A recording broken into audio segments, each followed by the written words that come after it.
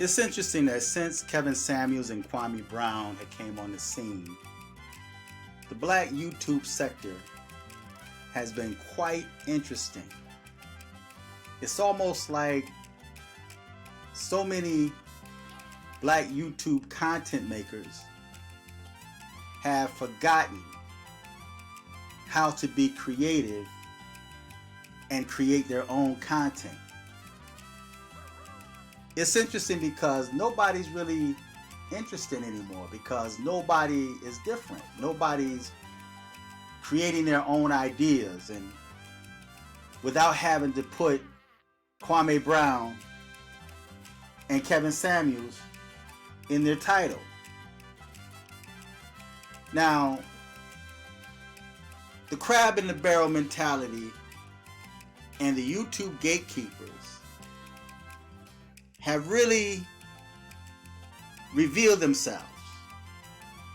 Since Kevin Samuels and Kwame Brown, the real YouTube gatekeepers have come to the surface.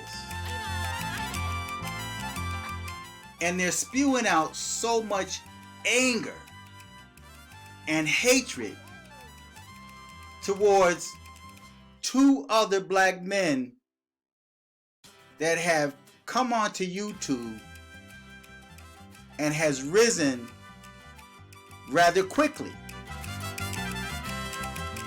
You would think that they would be happy and supportive of Kevin Samuels and Kwame Brown, being that we're always talking about the white man and how nobody likes the black man and everybody's trying to keep the black man down. But this is proving that the white man is not responsible for blacks being on the bottom. Black people are responsible for blacks being on the bottom.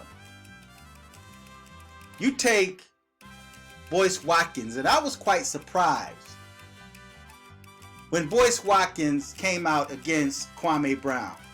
And I'm starting to think that so many male black YouTubers are coming against Kwame Brown and Kevin Samuels because they think if they create some sort of beef, that would spike up their channel. They would bring more followers and subscribers to their channel. But then you have someone like Hassan Campbell that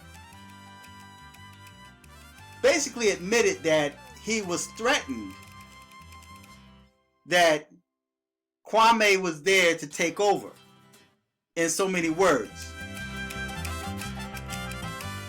Why are they so angry? Now if you look at Tommy Sotomayor, he went from bashing black women to bashing Kwame Brown. Every video, just about every video, is talking about Kwame Brown. Now, he has made a few videos, and although it's not in the title, if you watch that video, somewhere in that video, Kwame Brown has taken up residence in the mind of Tommy Sotomayor. And then, of course, you have other black YouTubers, especially the trolls, that want to create beef between the bigger YouTube channels so that they can sit back and watch free entertainment. So they will go to people like Hassan Campbell and Tommy Sotomayor and Boyce Watkins and say, you need to speak on Kevin Samuels and he's bashing black women, and you need to speak on Kwame Brown and he's doing this and he's doing that. So because these brothers got pretty large YouTube channels, they now feel like, I must go and save the day. I have to go and save the black woman. Although you have people like Tommy Sotomayor that bash black women.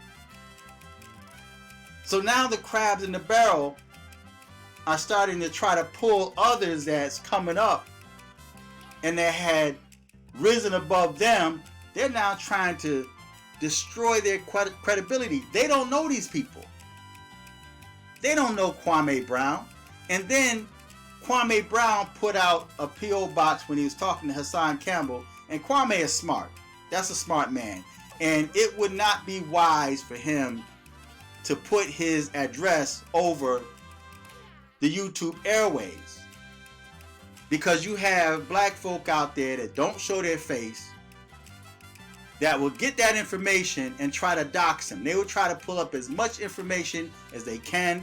They will do what they did with Tommy Sotomayor and send people to his house.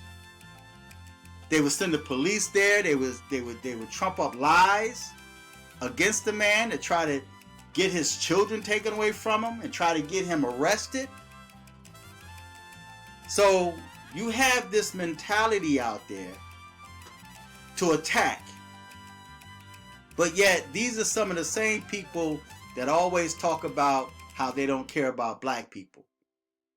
How do you expect black people to care about black people how do you expect white people to care about black people when black people don't even care about black people? Why can't you just get with this man? If you guys have the same agenda, you talk about different topics. Because I remember when I had my Fearless 2005 channel, and when I had, thousands of subscribers or whatever, I've had people that would send me messages and come on my videos. Now I'm off in my own little corner, and they would come to my video and say, "What do you think of Tommy Sotomayor? You should make a video against Tommy Sotomayor." I didn't know who Tommy was.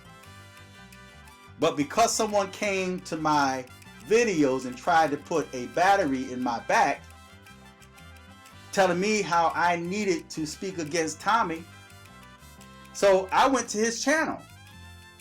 And I agreed with what Tommy was talking about. He's got his own way of putting things, but I agree with the man. I had no problem with Tommy Sotomayor. I had no problem with Hassan Campbell. To me, Hassan Campbell is comical. I watch the man's videos because he's entertaining. These are talented brothers. Boyce Watkins, he's boring to me. I remember Boyce Watkins when he used to be at Syracuse University. And he used to be on this cable community access channel. I remember when he used to be on that community access channel. And this was like a long time ago, probably before YouTube. But it's interesting that black people are always talking about the Illuminati and these secret societies, because Hassan Campbell was asking Kwame, was he a Mason? And if the man was a Mason, what does that have to do with him being in the NFL? I know a lot of Masons that are not celebrities. They're everyday, average working people. You have YouTubers that are Masons or was at one time active in Masonry. So does it make them the Illuminati? But it's just quite interesting in how the crabs in the barrels resurface themselves. And you're looking at the real gatekeepers of YouTube. These are the gatekeepers. These are the ones that feel you have to come through them. And I spoke on this before, man, on how black people, everybody wants to be the first. If I was new to YouTube and I started growing and my channel became rather large, I would have these same gatekeepers right here saying that I copied them. Oh, he copied me because he got a mic. He copied me because he's got a camera. I made mine from a cell phone video camera, and now he's making his from a cell phone video camera. He's got a green screen in the background, so he copied me. I was the first. And to me, that's quite nonsense. This is quite nonsense. Why are you attacking Kwame Brown? And it's interesting because Tommy is now trying to, the same things that Tommy is saying about Kwame Brown are the same things that people said about him. Things that he's actually done. And now he's putting that same information, he's putting his own spirit on Kwame Brown. So I just find it quite interesting. But these are the gatekeepers of YouTube in the black sector of YouTube, because if your channel rises above and you start getting some type of light and shine, oh, there's no doubt that one of these three, and there's some more out there, but one of these three is going to make a video about you. Because I guarantee you that when Kwame Brown put that address out there for Hassan Campbell, I almost guarantee you that somebody like Tommy Sotomayor had went and tried to look it up, try to dox him. Oh, this is at a post office. But in his video, Kwame Brown did say, I'll meet you at the post office. But they probably missed that part. So now they think they're exposing this man. And I'm going to tell you something about what I noticed about Kwame. I don't know the man. But one thing I noticed about him from the videos he made, the man won't attack you unless you say something about him. The thing is, it's like he's speaking out against DJ Envy because they called the man gay. They attacked this man on the radio. And I'm going to tell you something. Once you say something about Kwame and you're in his scope, even if you try to apologize, and I completely understand when Hassan Campbell tried to apologize, because he felt that he can just say anything he want to say. He made this very bold video, and then now when confronted, oh, I apologize, I didn't do my research, so I'm sorry, and then he expect people to forgive him. But Kwame was like, nah, you ain't gonna get away that easy. But once you're in Kwame's scope, he is not gonna let up on you. Even if you stop talking about him, he's gonna bring you up. He's going to keep bringing you up just because of the fact that you gave him, you were the one that let him in. You were not in his scope. He didn't pay you no mind at all until you opened your mouth and said something about him. And you can't expect that man not to fight back. I would. And Kwame is comical, man. This is a comical dude.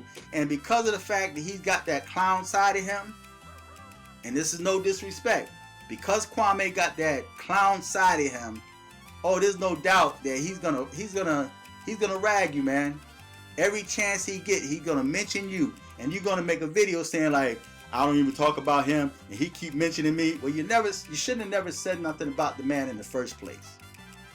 If you had just kept your mouth closed and minded your own business, you ain't gotta worry about the man talking about you. You're getting what you wanted. You wanted some attention. You wanted shine, didn't you? So now he's giving you what you wanted. And now you're trying to run. And he's not letting you get away. So every now and then he's going to mention Boyce Watkins. He's going to mention Hassan Campbell. He's going to clown you. He's going to mention Tommy Sotomayor. He's been quiet on Tommy, but Tommy is still poking at the bear.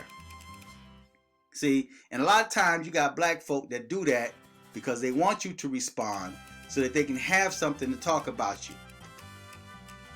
Because when Hassan Campbell came out and said he wanted to fight Kwame Brown, which I thought was dumb. You want to fight this man. I've had people say that to me on YouTube.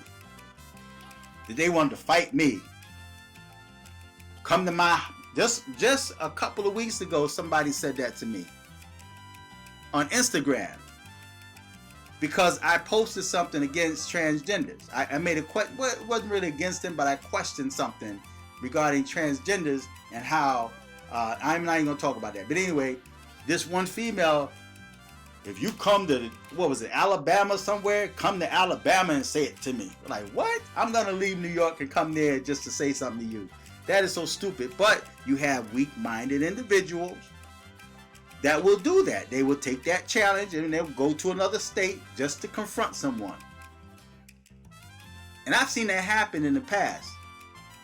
We had somebody on the internet talking trash, and then the dude showed up at their house, destroyed their vehicle, and dude was afraid to come out the house because he didn't expect that person to show up. So Hassan Campbell invited Kwame to a fight. And when Kwame went off, then that's what Tommy Sotomayor is using against him. Well, I thought he said it was about peace. The man threatened him. You don't expect that man to respond, to just be quiet. Now, Kevin Samuels been quiet. He hadn't really been, responding to that mess. But you still have YouTubers that's capitalizing off of his name. He don't talk about them, but they still talking about him. And so I just find it quite interesting that the black sector of YouTube, the gatekeepers, are showing themselves. It's not the white man. It's people like this that will work to try to get your channel shut down. It's not the white man. It's not black women. It's people like Tommy Sotomayor, Hassan Campbell, and Boyce Watkins. So, feedback, tell me what you think. Until next time, I'm fearless.